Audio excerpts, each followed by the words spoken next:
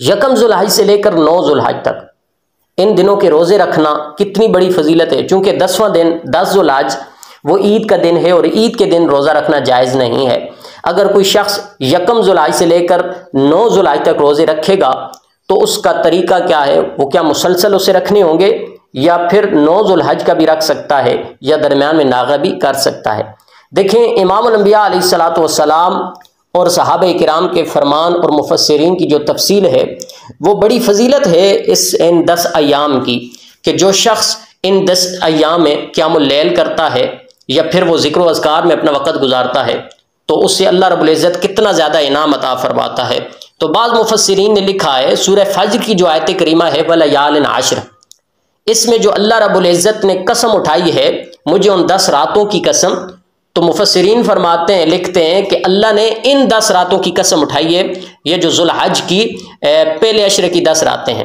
تو بڑی فضیلت ہے، آپ اس مہینے میں زیادہ سے زیادہ عبادت کر سکتے ہیں، زیادہ سے زیادہ انعام عطا حاصل کر سکتے ہیں۔ احادیث مبارکہ سے معلوم ہوتا ہے جو شخص ایک دن کا روزہ رکھتا ہے تو اللہ رب العزت اسے 1 سال کے روزوں کا ثواب عطا فرماتا ہے۔ تو اس سلسلے میں احادیث مبارکہ موجود ہیں۔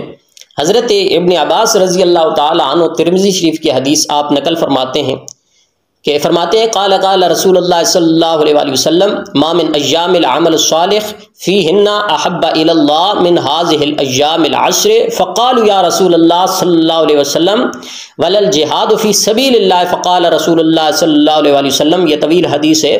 حضرت ابن عباس رضی اللہ تعالی عنہ فرماتے ہیں کہ امام الانبیاء علیہ السلام نے فرمایا ذوالحج کے پہلے 10 دنوں میں کیے گئے اعمال صالحہ جو نیک اعمال ہیں اللہ کے نزدیک تمام ایام میں کیے گئے نیک اعمال سے زیادہ محبوب ہیں۔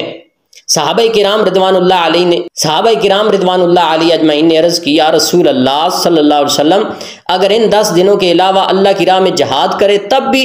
تو آپ صلی اللہ علیہ وسلم نے فرمایا ہاں تب بھی ان ہی ایام کا عمل زیادہ محبوب ہے۔ تو امام الانبیاء فرماتے ہیں ہاں اگر البتہ کوئی شخص اپنی جان و مال دونوں چیزیں لے کر جہاد میں نکلا اور وہ شہید ہو گیا تو پھر اس کی شہادت اس عبادت سے افضل ہے۔ سبحان اللہ۔